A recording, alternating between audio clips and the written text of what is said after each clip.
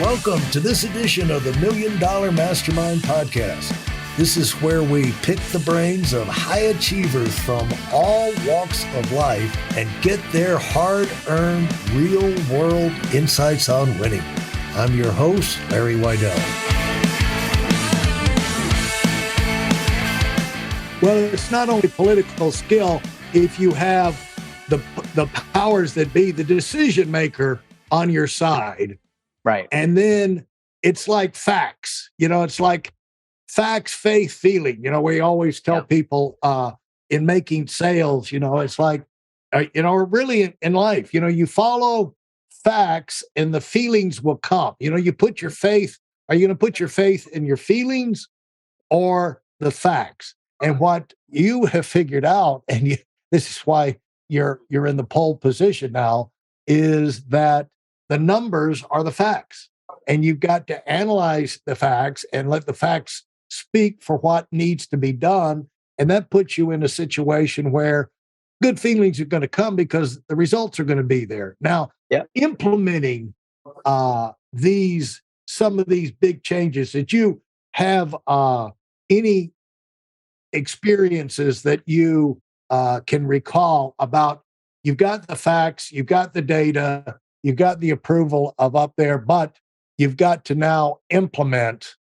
And there's going to be some people who are going to be, like what's going through with, Twitter and Google and Facebook and all of those now. There's some upheaval. And the people who are left is going to be reorganized. It's going to be shuffling the chairs on the deck of the ocean liner there. So how did you any lessons that you learned from that, or any experiences where it really went well or it really went bad? Which one would you like? Yeah, both. Yeah.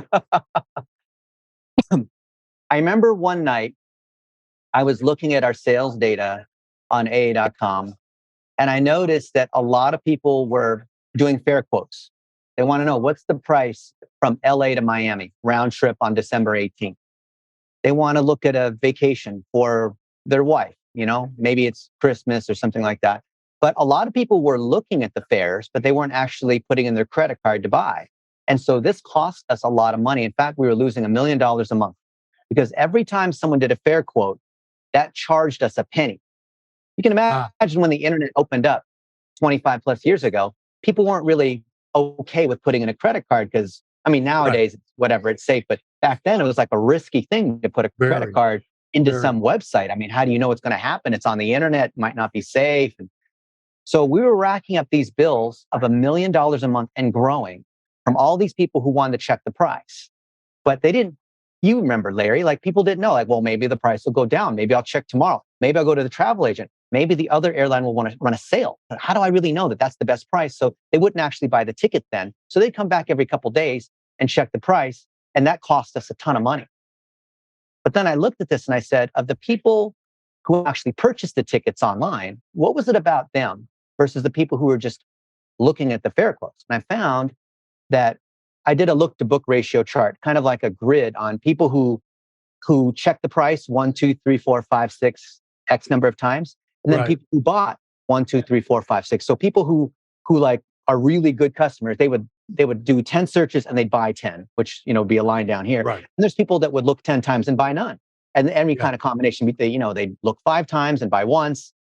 And I found that because I did a scatter plot, I found that people who, once they bought the first time, so they could be looking, not buy, looking, not buy, looking, not buy, looking, then they buy.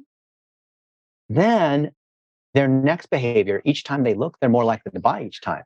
So I found if we could get them just to buy the first time, they'll continue to buy tickets on the website.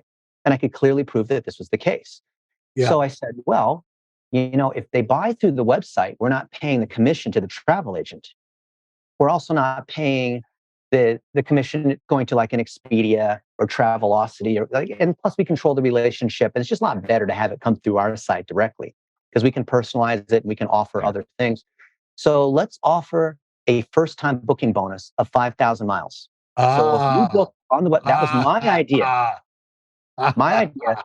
And I had to fight politically with the other vice presidents in marketing because they say, no, we'd rather have it go through the call center, because the people on the internet, people like me, like I had to turn my badge the other way when I was in the airport because I was villainized because the call center folks were trying to unionize, saying this guy Dennis is trying to steal our jobs by having people go to the internet instead of call. Now, of course, we buy tickets online now, but back then, you remember 25 years ago, you didn't, like, you went to a travel agent or you made a phone call. You didn't go buy a ticket on the internet, right? Oh.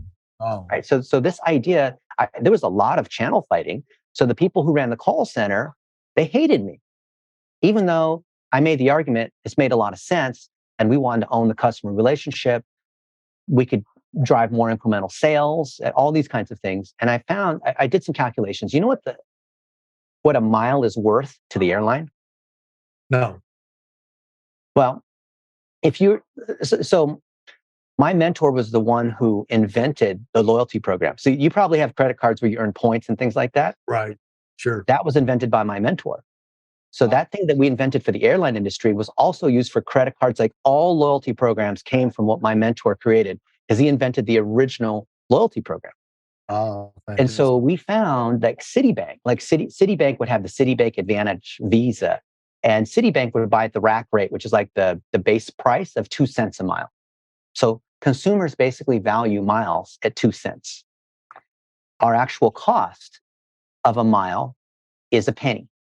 But net of breakage, meaning the miles that don't get redeemed, the actual cost is about 0.3 cents. So a third of a penny. So if we're giving out 5,000 miles as a first-time booking bonus, that's actually costing us only $17 to be able to provide that incentive. So I said, okay, here's the math, because net of breakage.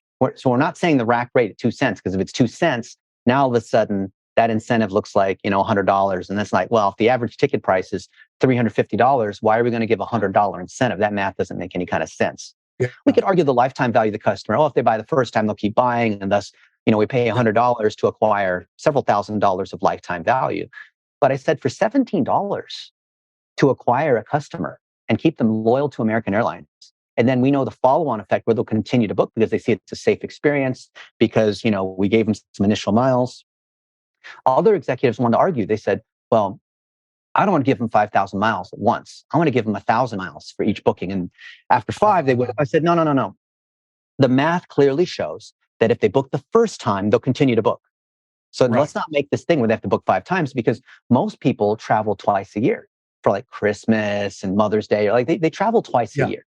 So you're not going to get them traveling 5 times. I mean, by the time they've gone to their 5th trip, it's already like 3 years later. Grandma doesn't travel. People like you and me maybe fly a little more often.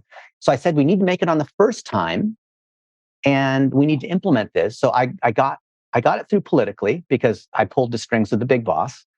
But then the implementation of the challenge was difficult, because we had to get all the systems to talk to each other. So if people bought through the internet, we had to then credit them the 5,000 miles. And that's more difficult than it sounds. Yeah, I bet. And so, but you figured it out. In terms of getting it was a huge success. It was such a success that because of what we did at American Airlines, Delta, Continental, United, all these other airlines copied it exactly. And so that made me so proud, because in the airline industry, which is basically the closest to perfect competition we have in any industry, if other people copy you, that's a sign that they're going along with your thing. Yeah. That follows classic sales psychology, in terms of, if you get them to make a small yes or the first yes, all the other yeses are, you get to the big yes by first getting the tumbler to go yes. Lots of little yeses. Yeah. And that's what a loyalty program does, right? I mean, once you've built up enough miles, you kind of are locked in, right? You're locked into that credit card, or locked into that airline. But, in terms of businesses, how can this relate to my business or whatever? Well, in terms of, like, to go to a doctor, the first time you go to a doctor, or the first time you go to a health club, you break the ice and get in, then you're more likely to make it a regular, semi-regular type thing. But that first, I don't want to go to the breaking doctor. The ice, I don't want to go to the doctor. But I do believe in giving people lots of small positive experiences, right? To build the relationship. For those of you who are sick and tired of fooling around and are dead serious about wanting to move up fast, I've got something especially for you. I've combined the best insights from over 40 years in business and making $70 million in income and compressed them into a free webinar. That's right, it's a free resource. If you want to find out exactly what the concepts are that I use in coaching $1 million earners, register now at WeidelOnWinning.com. You'll discover the 5-part framework used by so many to reach their financial, personal, and professional goals. You can find that link in this episode's show notes.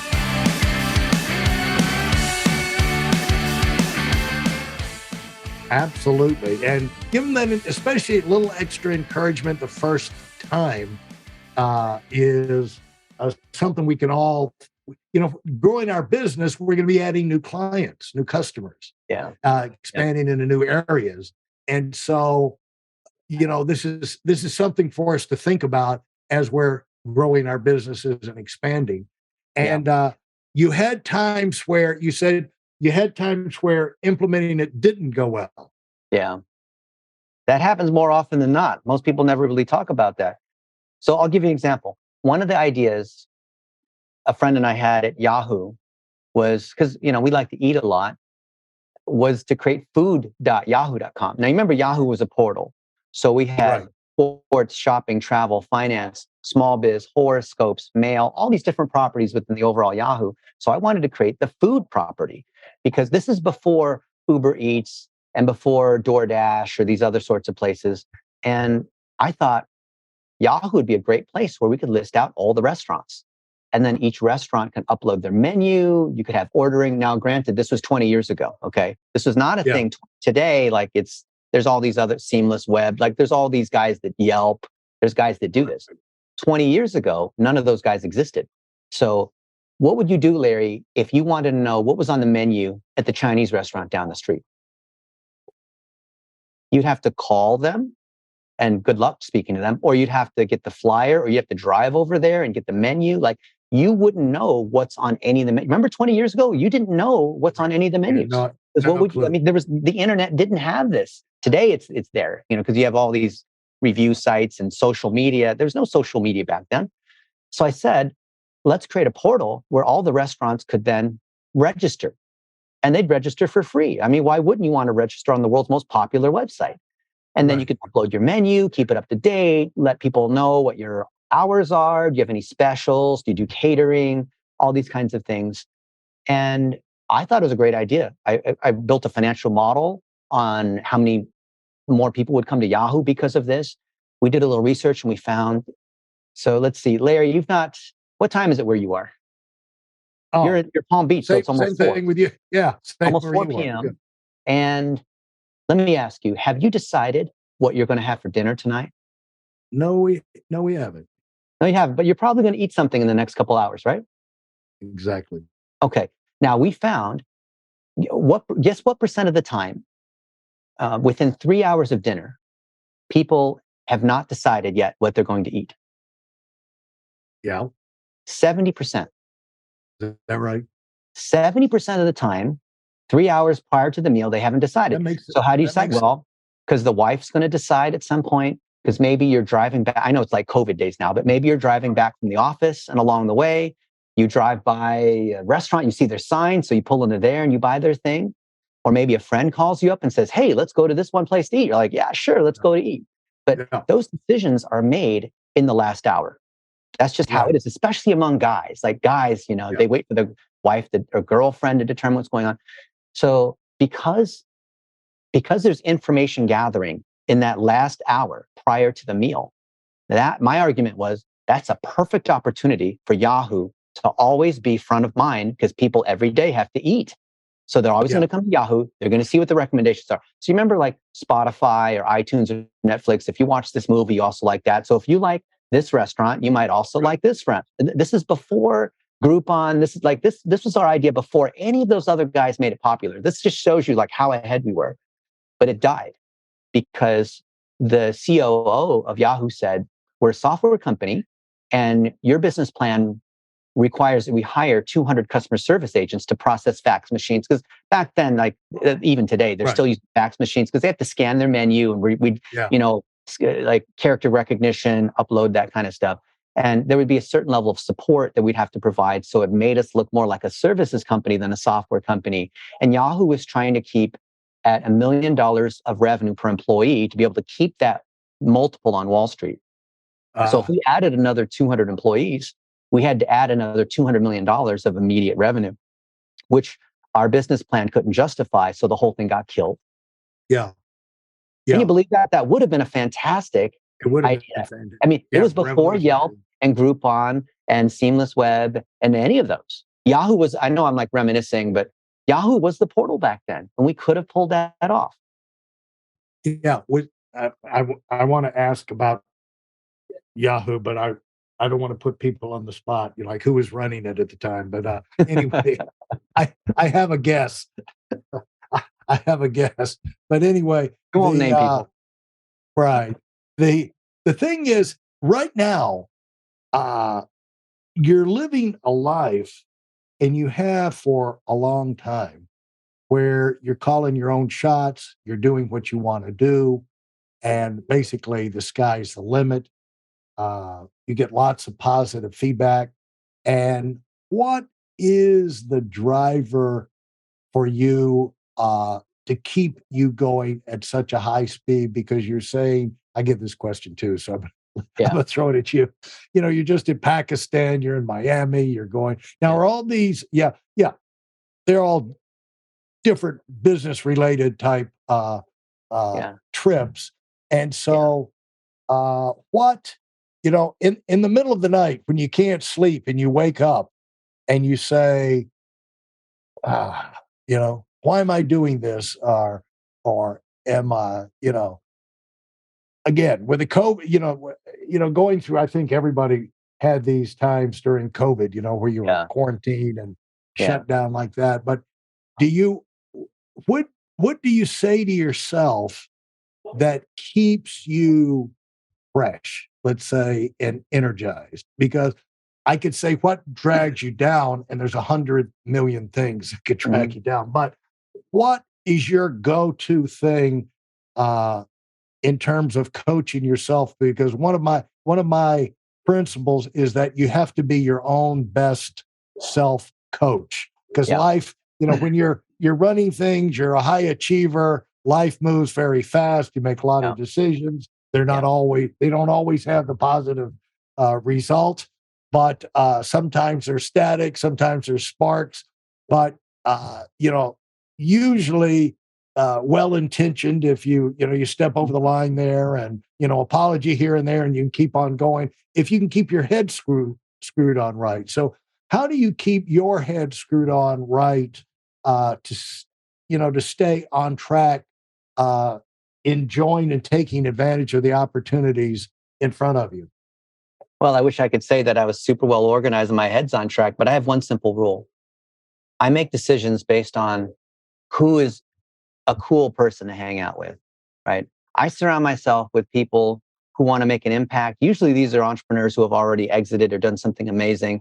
And because they're in a position then where they can help other people. So my buddy Rihan Alawala, who is arguably one of the most famous people in Pakistan, he also retired 20 years ago, and he wants to create 1 million jobs. He and I both have the same goal of creating 1 million jobs. We're a quarter of the way there, which is great. We have other people who believe that the education system's broken, and thus we need to have like built-in on-the-job experience instead of just like writing essays and taking exams. I was with my friend, Dr. Karen Freeberg at the University of Louisville, and she's the social media professor that teaches all the other social media professors all across the country. She's got the leading textbook and whatnot. And she started. And her name is who? Her name Dr. is Karen. Yeah, Dr. Karen Freeberg. Yeah. So Dr. Karen is starting student agencies at all these other universities where these students are getting course credit and they're working on local businesses at the same time, following our model. So we have training on how we create videos and how we get those videos into articles and post them into social media and put it on TikTok and Instagram and drive more phone calls to attorneys, drive more phone calls to the real estate agent, drive more phone calls to the chiropractor. So these kids are getting tons of experience. And we also have virtual assistants, basically international workers that are in the Philippines, that are in Pakistan, that are learning how to use different tools to edit videos, to build websites, to do all these other things that are in support of these businesses. So there's this whole ecosystem. And I'm so lucky and fortunate to be able to surround myself with other people who have the same vision of changing the education system, of creating jobs, and of helping entrepreneurs here. Like this room over here has hundreds of agencies, and all of them are struggling to be able to fulfill because they can't hire enough qualified people, or the people in America are too entitled and it's hard to get good talent. And they, McDonald's is $22 an hour now in California. I mean, it's hard to make the economics work. So we're training up a lot of people at $3 an hour and $5 an hour who are fantastic, who are eager to work, who are talented, and they're doing a fantastic job. And we've hired thousands of them, which is great. And it's great for the businesses here, and it's great for our international friends. And before I forget, tell people the name of your book again, so they can follow it up. It's The Definitive Guide to TikTok Ads. And last I checked, it's the #1 best-selling book in social media on Amazon. Fantastic. Congratulations. It's not because of me. It's actually because my co-author is Perry Marshall. So anything with his name on it will instantly go to #1. Well, he might argue that you have a little bit to do with it. But I wrote most of the book, but his name on it was actually what made it, do well. Thanks for listening to the Million Dollar Mastermind. If you felt there were any valuable takeaways from this episode, please take a minute and leave us a 5-star review. Your feedback is important and really helps us get the word out to a wider audience. Remember, we have a valuable webinar that is absolutely free. Register for it right now at weidelonwinning.com. Thanks for listening.